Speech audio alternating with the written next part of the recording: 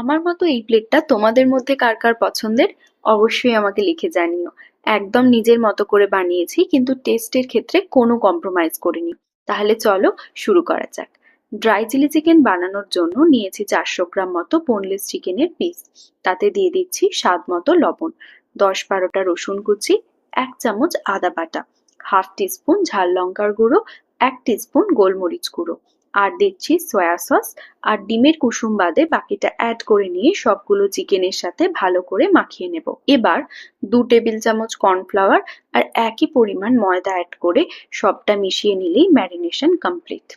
এবার কড়ায় তেল গরম হয়ে গেলে এক এক করে ম্যারিনেট করে রাখা চিকেনের পিসগুলো দিয়ে ভালো করে ভেজে তুলে নিচ্ছি। সবকটা চিকেনের পিস ভাজা হয়ে গেছে। এবার কড়ায় 1 চামচ মতো রিফাইন তেল দিয়ে তেল গরম হলে দিয়ে দিচ্ছি 7 থেকে 8টা মতো রসুন কুচি, 4টে কুচনো কাঁচা লঙ্কা আর হাফ চামচ মতো আদা বাটা। হালকা নেড়ে নিয়ে এবার দিচ্ছি কিউব করে কেটে রাখা একটা ছোট সাইজের পেঁয়াজ আর ক্যাপসিকাম। হাই ফ্লেমে 1 থেকে 2 মিনিট নেড়ে নিয়ে দিলাম অল্প সামান্য নুন, 4 চামচ পরিমাণ সয়া সস, 2 টেবিল চামচ পরিমাণ রেড চিলি সস আর 3 চামচ পরিমাণ টমেটো কেচাপ। সবটা আরো 2 মিনিট হাই ফ্লেমে ভেজে অ্যাড করলাম অল্প সামান্য জল। এরকম ফুটতে শুরু করলে ভেজে রাখা চিকেনের টুকরোগুলো উপর থেকে দিয়ে সবটা মিশিয়ে নিয়ে সব শেষে 2 চামচ কর্নফ্লাওয়ার জলে মিশিয়ে নিয়ে সেই কর্নফ্লাওয়ার গোলা জলটা অ্যাড করে আরো 5 মিনিট নাড়াচাড়া করে নিলেই তৈরি একদম রেস্টুরেন্টের মতো ড্রাই চিলি চিকেন।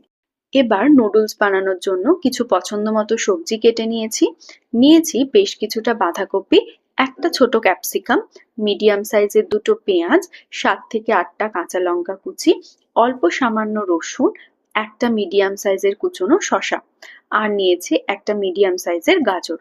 কড়ায় 2 চামচ পরিমাণ তেল দিয়েছি। তেল গরম হলে নুন, লঙ্কা গুঁড়ো আর গোলমরিচ মাখানো চিকেনের টুকরোগুলো দিয়ে হাই ফ্লেমে 2 মিনিট মতো ভেজে নেব।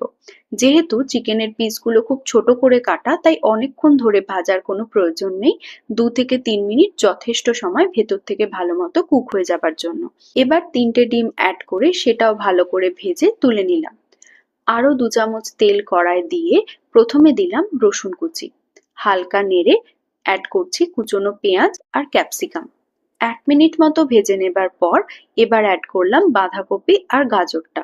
খুব বেশিক্ষণ ধরে ভাজবো না।